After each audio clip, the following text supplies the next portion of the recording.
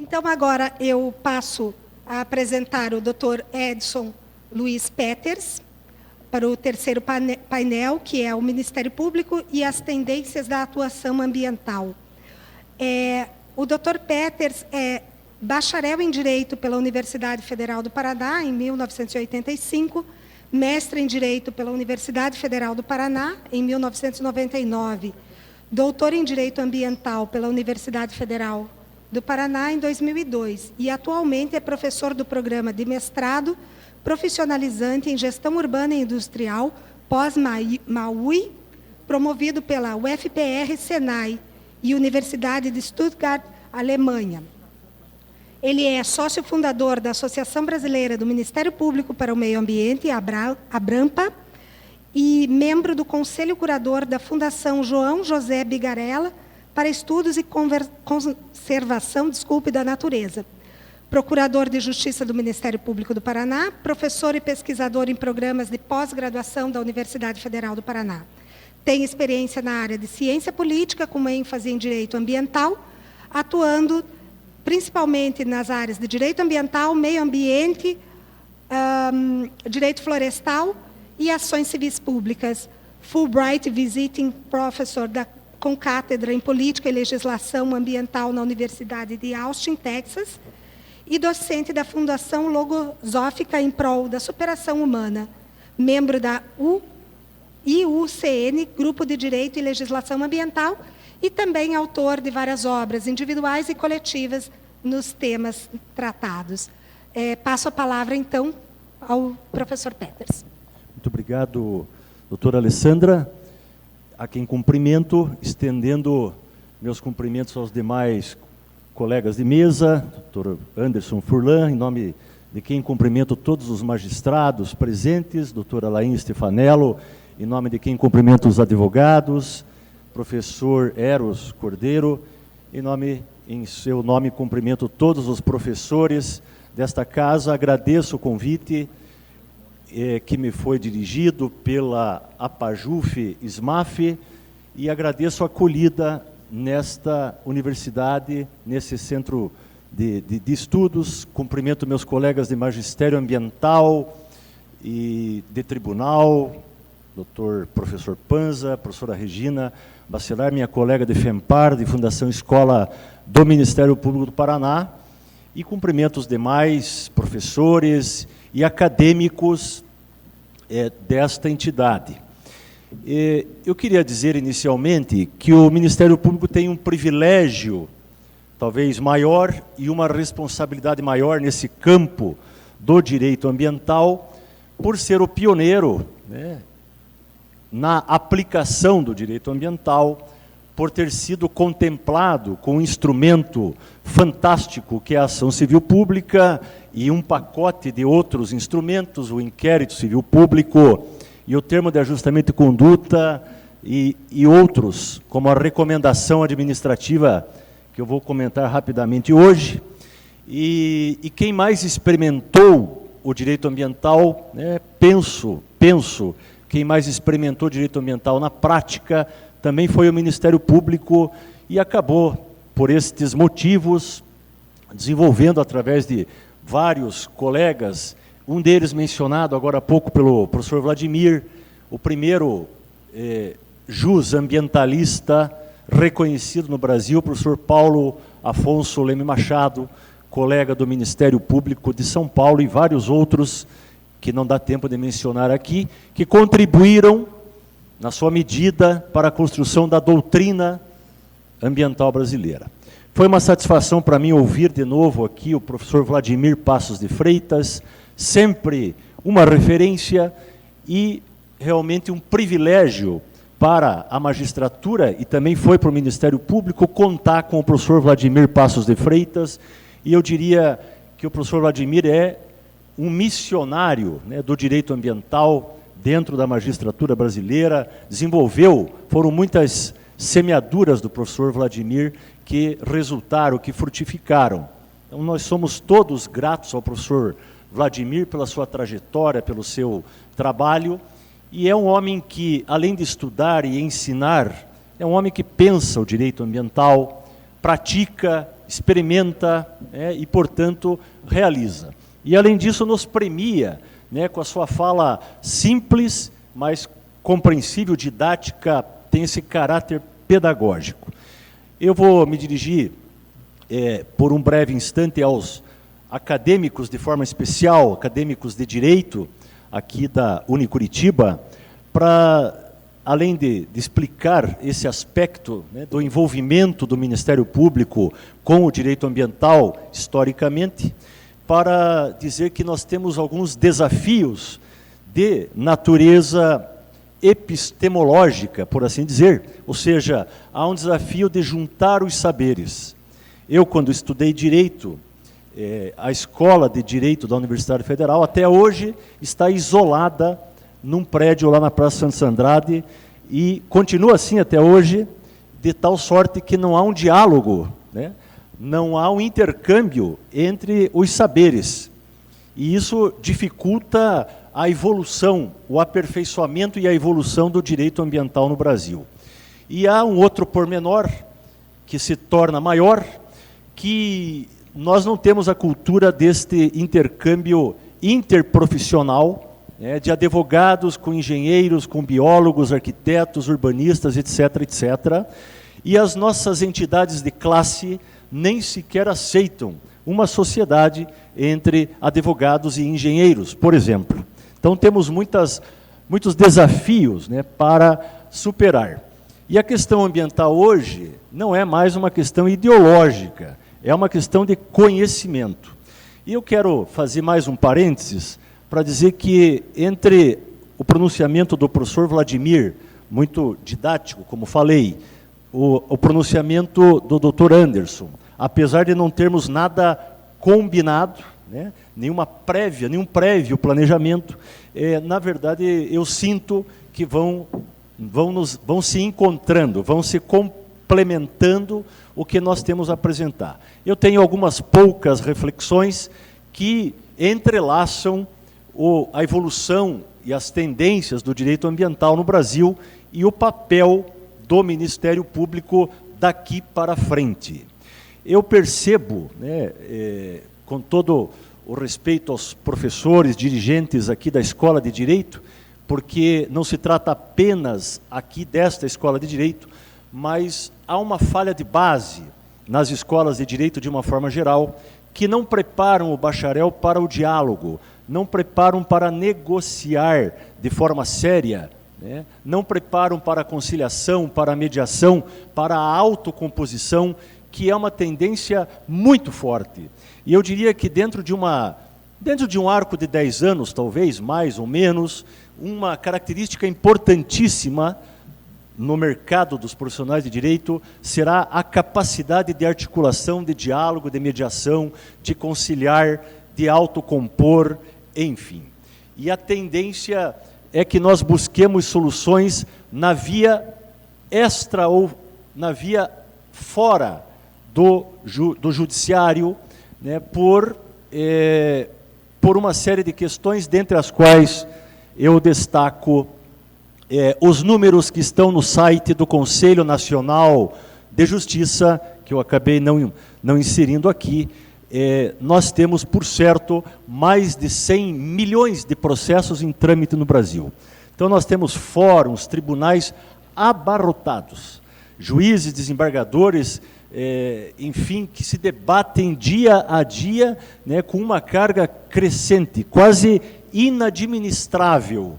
E em matéria ambiental tem mais uma particularidade, porque a prova geralmente é complexa, cara, demorada, o que retarda, além do custo da demanda, o tempo trabalha muito contrariamente ao equilíbrio ambiental. O tempo é um fator que não é nosso amigo. O tempo é um inimigo quando se trata de demandas ambientais. E eu faço uma última crítica inicial, que é de não separar-se, no âmbito judicial, as demandas coletivas das demandas individuais. Porque as demandas coletivas transindividuais carregam interesses maiores da sociedade paranaense e brasileira. né? São direitos múltiplos, que dizem respeito a toda uma comunidade, ou a toda uma cidade, ou até a todo um estado, e que estão misturados com as ações individuais, com todo o respeito, né, aos demandantes individuais, mas não é possível mais conviver, né, com um modelo que coloca na mesma agenda das audiências e das sessões no tribunal as demandas coletivas e as demandas individuais. Um aspecto que eu quero destacar é este que está por último aqui. Eu vou destacar apenas o último.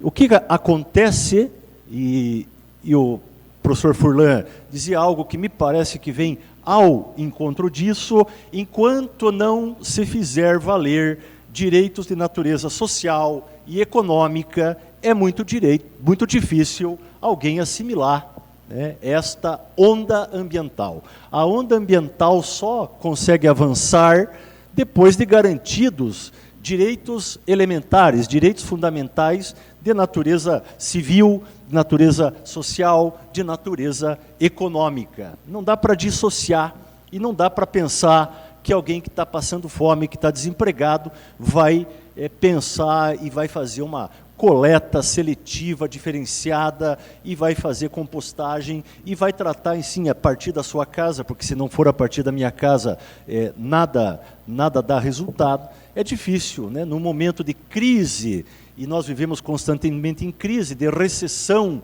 econômica, onde a pauta principal dos governos é a recuperação econômica, e não poderia deixar de ser, que nós dediquemos tempo, energia e vida para absorver esse conhecimento, né, esse modo de ver o mundo que ainda não está em compasso, né, com aquilo que nós vemos consagrado no direito ambiental.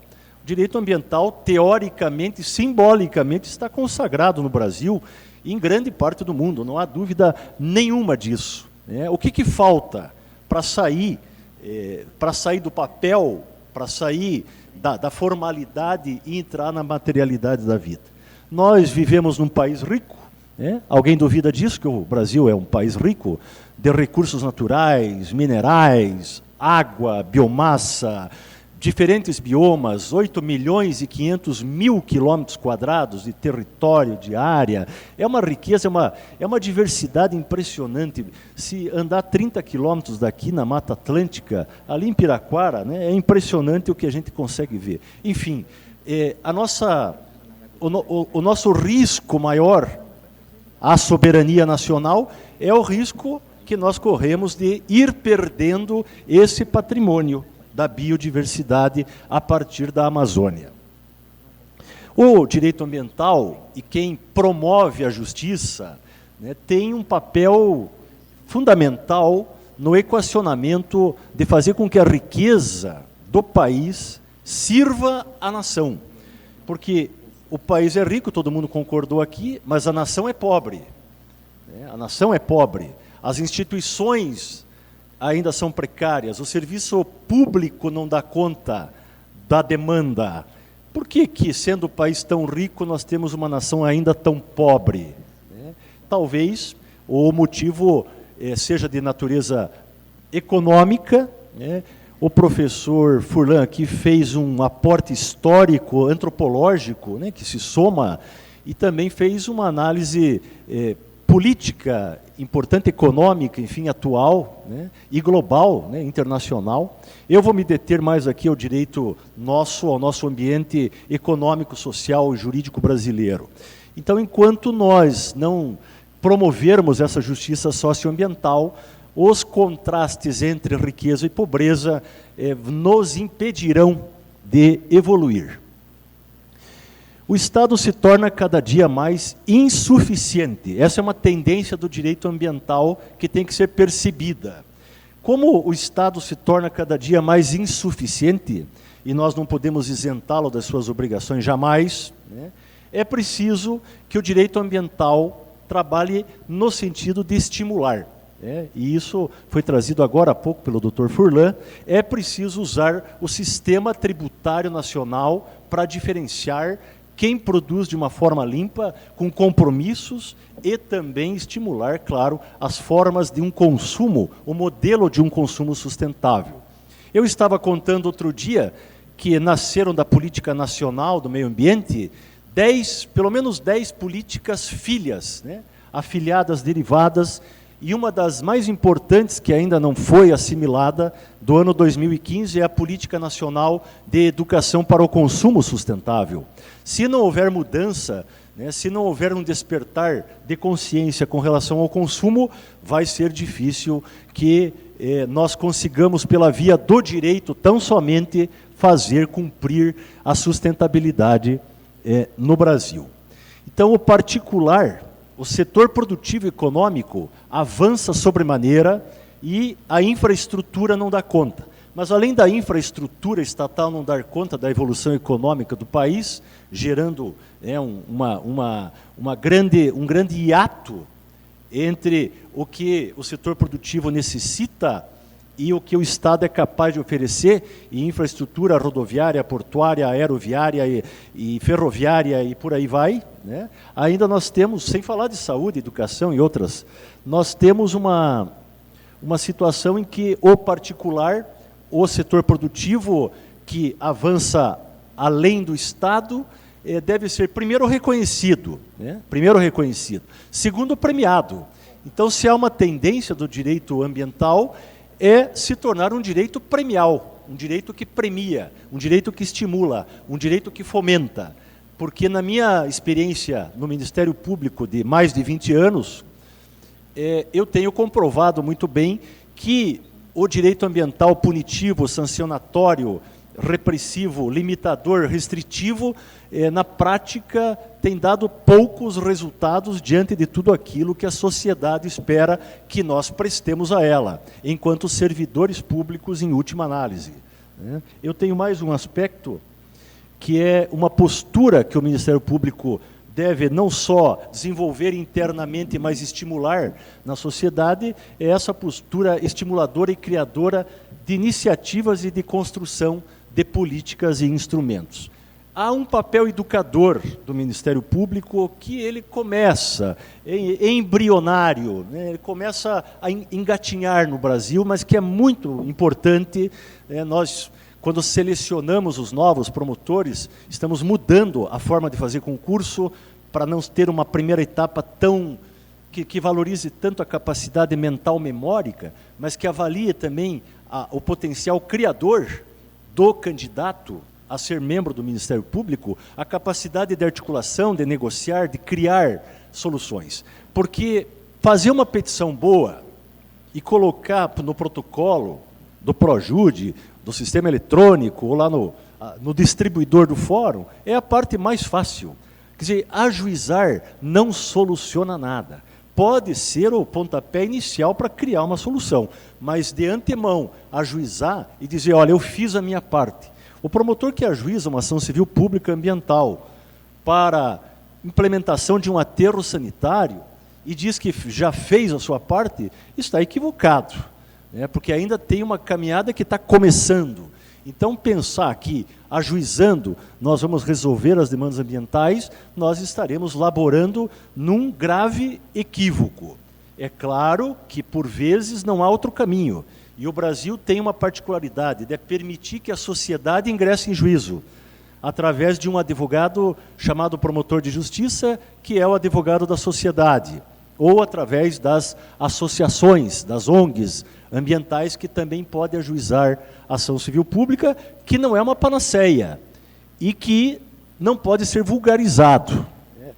Aliás, ajuizar deve ser a última ratio. Então, se estamos formando bacharel em Direito, prioritariamente, preferencialmente, para aprender a peticionar e ajuizar, eu penso que as escolas de Direito precisam rever o seu papel.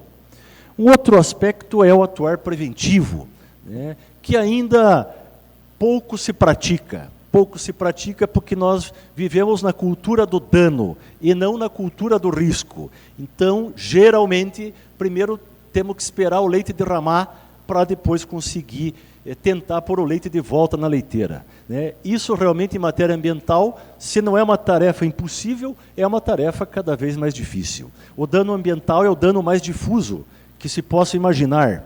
E é um dano que diz respeito à vida, né? Porque é condição essencial a sadia qualidade de vida, o ambiente equilibrado.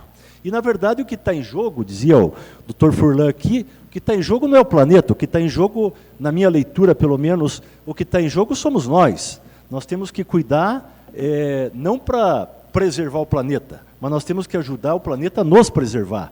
Se há alguém que está em risco, é a espécie humana. Então, somos nós. O antropocentrismo é uma característica marcante e vai demorar muito ainda para se entender de outra forma. Mas na medida que nós aprendemos a nos relacionar, aprendemos a nos respeitar e a respeitar a criação e a natureza, provavelmente nós vamos estar contribuindo para manter as fontes da vida. Porque o que nos sustenta é a economia, mas quem nos sustenta mais profundamente falando são os recursos naturais que servem à economia e são transformados pela economia nos bens de consumo já mencionados aqui. A tutela inibitória, né, tão falada, e às vezes eu fico me recordando, né, na minha escola de direito, na minha faculdade, em outras, parecia que a ênfase era mais de direito processual do que direito material. E se for assim, nós estamos no mau caminho, porque o processo sempre é instrumento, é o meio para alcançar soluções. Nós não podemos nos perder na processualística, na sistemática recursal e deixar de ver as demandas que estão ali. Às vezes ficamos 1 ano ou 2 debatendo sobre competência, debatendo sobre conflitos de competência, conflitos de atribuição no Ministério Público, depois vamos ver do que se trata o caso, né? Então, realmente, nós precisamos acelerar o passo nesse sentido de valorizar a essência que está em jogo, ao invés de valorizar a sistemática processualística e o sistema recursal, e os embargos para lá e os embargos para cá. Dá a impressão que, por incrível que pareça, já disse outra vez isso, que alguns advogados ganham por página que escrevem, porque há uma verborragia, né? E eu faço esse comentário dirigido aos acadêmicos, que daqui a pouquinho estarão nestas lides, né? É impressionante o advogado. E quando eu me refiro ao advogado, me refiro de forma ampla e geral, né? Promotor como advogado da sociedade, o magistrado, enfim, quem trabalha com direito. Mas, no geral, o que se pode escrever em 30 páginas não se escreve em 3. E aí, em vez de eu mostrar para o juiz o que é importante, eu encho a minha petição daquilo de aspectos não importantes e desvio a atenção do judiciário para o foco. Se uma fotografia é importante que se junte, uma fotografia fala por 10, 15, 20, 100 páginas, né? Mas se eu juntar 40 fotografias, eu vou desviar a atenção daquela que é importante. Então, eu percebo, outro dia fiz uma análise nos casos que estavam comigo em mesa, e 10% é o que é importante em 1000 páginas de autos de processo para entender e para resolver e para encontrar solução. Então, eu quero dizer para vocês que nós estamos escrevendo, no mínimo, e gastando papel, né? Felizmente agora está chegando o processo eletrônico, PJE e Projude, isso e aquilo, mas no mínimo, nós estamos gastando o dobro de papel escrevendo, além do que é importante e pior, desviando o foco do que é importante no meio de todo o papelório dos autos. Outro aspecto são soluções regionais. Não dá mais para ficar esperando que venha de Brasília soluções mágicas para resolver os problemas ambientais, sociais, econômicos, sem deixar de acompanhar o que acontece lá, porque nesse modelo de federação concentrada, de fachada, onde o poder central se apropriou das competências e da competência para fazer lei e de mudar a história, enfim, e os Estados-membros e municípios ficaram com uma pequena parcela ainda de competência concorrente, suplementar, e o sistema tributário carreia para Brasília aí quase mais de 70% dos recursos tributários e paratributários, contribuições sociais e financeiras, enfim, de tal sorte que a União se apropria da receita tributária, em grande parte, e se apropria constitucionalmente de grande parte das competências legislativas e, enfim, daquilo que é importante para a vida nos estados e nos municípios. Porém, não se traduz em soluções, ao contrário, num país cujo território é imenso, querer pensar que nós vamos ter soluções nacionais válidas para a Amazônia e para os pampas gaúchos é uma ilusão de ótica tremenda. Pensar que nós vamos ter um código florestal valendo para o Brasil inteiro, desprezando a diversidade de biomas, é outra ilusão de ótica. Ou seja, a nossa federação, o nosso modelo federativo não colabora. Então, nós temos que criar soluções locais, soluções regionais para resolver problemas ambientais. É a partir do município que vamos ter verdadeiras mudanças. O município, como célula, é, no meu entendimento, o que pode começar a mudar. Ou seja, a eficácia de um direito ambiental que se quer efetivo começa da base para o ápice. O modelo centralizador está esgotado e corrompido. Um atuar regional está acontecendo pouco a pouco no Ministério Público, começa com as promotorias do Rio São Francisco, e aqui no Paraná está representado por uma rede de promotorias por bacia hidrográfica. É um trabalho importante, e além de promotorias por bacia hidrográfica, né, que tem uma visão superior ao comarquismo, e o comarquismo é o que atrapalha, muitas vezes, a boa aplicação do direito ambiental. O direito ambiental não se conforma com as divisas políticas e geográficas dos 5.500 municípios ou dos 27 estados. Ela está além ou está aquém? Geralmente está além. É preciso ter visão de bacia, visão regional, visão múltipla, né? Na hora de licenciar, não dá para ficar olhando apenas um empreendimento que está na mesa sem perceber outros tantos que dependem da mesma bacia ou da microbacia. Outro modelo em experimento no Paraná são núcleos de atuação regional em matéria de patrimônio público, improbidade e também em matéria ambiental. Então, em algumas regiões, há um núcleo com promotores designados para tratar do assunto numa órbita regional. Juizados regionais ambientais com equipes de apoio técnico talvez seja uma boa solução futura. O Ministério Público tem que atuar também no Parlamento, né? Há uma órbita que o Ministério Público executa, ele orbita entre os poderes sem integrar os poderes, né, com independência em relação aos poderes, mas não com separação absoluta e total, né? Porque, na verdade, o que Montesquieu propôs nunca foi uma separação de poderes, foi uma separação de funções. Então, nós temos que falar de função e não de poder. Então, a função do Ministério Público é uma função de orbitar entre as outras funções do Estado. Isso é uma enorme vantagem e é uma enorme responsabilidade. Atuar integrante e integrado, quer dizer, aprender a conviver com as forças econômicas e políticas, né, com o setor produtivo e construir junto as soluções. Então, estou falando aqui de autocomposição, estou falando aqui de articulação, mediação. Esse encaminhamento inteligente dá uma sensação, né, de missão cumprida, dá uma sensação de capacidade, de poder, né? Agora não está comigo, agora está com o judiciário a bola, e o judiciário vai resolver o problema da falta de tratamento de esgoto na cidade.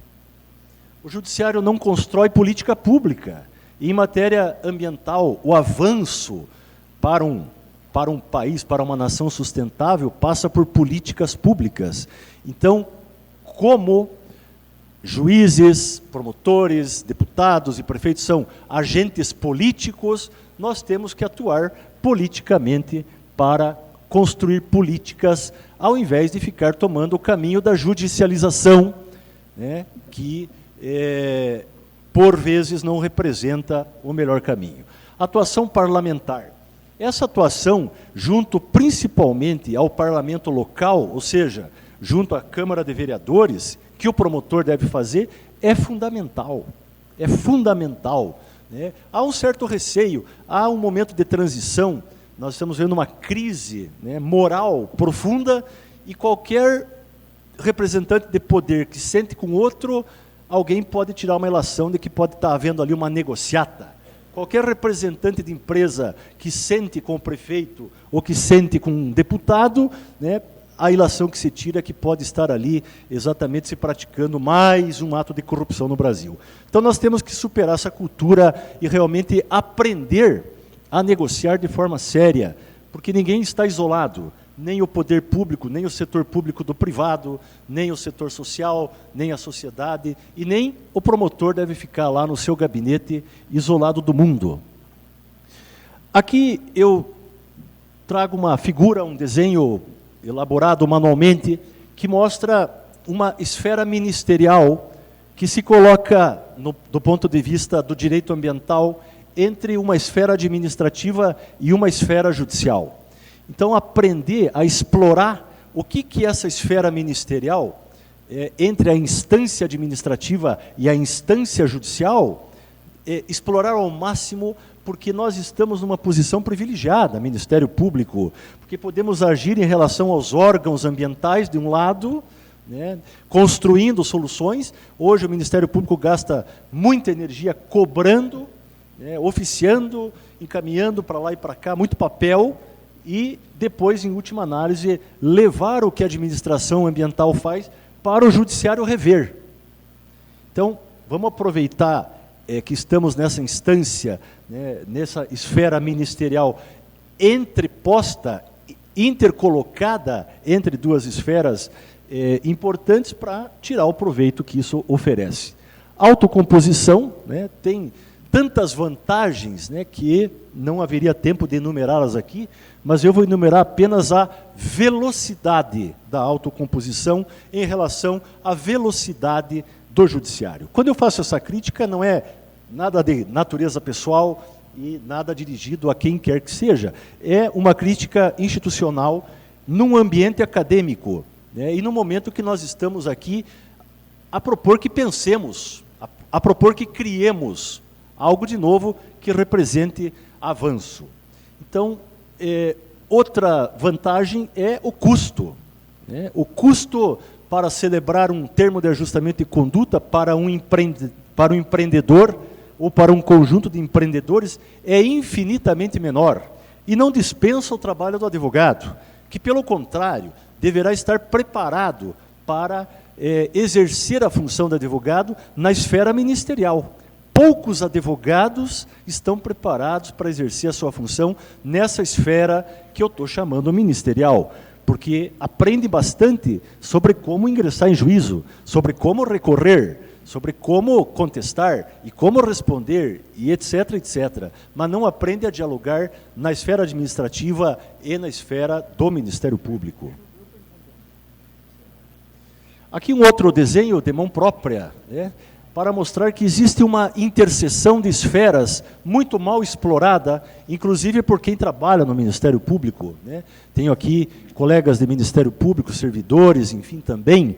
Né? Essa esfera entre o criminal, né, que são esferas independentes, mas esferas que não são absolutamente independentes. Há uma interseção. Essa interseção pode ser muito melhor explorada, ou seja, qual é o melhor espaço-tempo para celebrar um termo de ajustamento de conduta? É na interseção das esferas. Por quê? Porque repercute na administrativa, repercute na penal, porque se houver crime, a condição primeira para transação é a composição do dano. Então repercute na esfera criminal, chega ao ponto da extinção da punibilidade e repercute, evidentemente, na esfera civil, porque uma vez celebrado, estou dando apenas um exemplo aqui, do termo de ajustamento de conduta, passa a promotoria a carecer de ação civil pública, ou seja, para o empreendedor, para aquele que seriamente quer se ajustar, é um grande negócio, com todas as aspas. Atuar na interseção, é isso que eu acabava de dizer, e além do termo de ajustamento de conduta, que ora é vulgarizado, ora é mal aproveitado, e eu não sei se as escolas de direito estão dedicando, né, um módulo, um curso de extensão, enfim, algumas horas na formação do bacharel para tratar dos aspectos que envolvem a natureza jurídica e as regras procedimentais do termo de ajustamento de conduta, do inquérito civil público, dos procedimentos preparatórios que o Ministério Público desencadeia para buscar soluções com mais velocidade, com mais intensidade e simplificação. Grato pela atenção de vocês e vou me colocar à disposição aqui. Muito obrigado.